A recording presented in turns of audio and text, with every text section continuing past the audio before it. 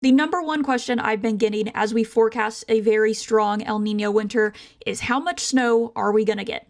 Now, during a typical winter El Nino, the south is wetter and cooler, while the north is warmer and drier.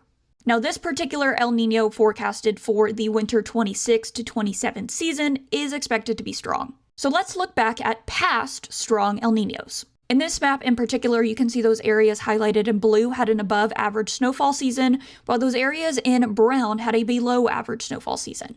This is for the months from January to March in particular.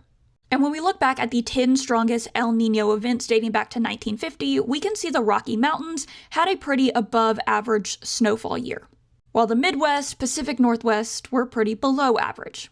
But any of these areas hinting in blue, that's theoretically above average snowfall. Now, above average snowfall is going to be different for every single area. And forecasting snowfall is actually pretty difficult, so let's switch this over to talking about precipitation.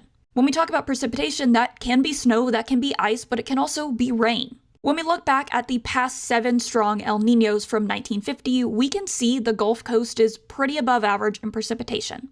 It's also worth noting states like Florida tend to have an above average severe weather season during a winter El Nino.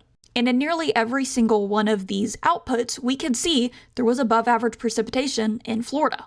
Now we can look at every single past El Nino and talk about it. But every single El Nino is different. We are expected to have one of the strongest El Ninos on record. No one has ever lived through an El Nino this strong before. So although the data does show one thing, we truly don't know.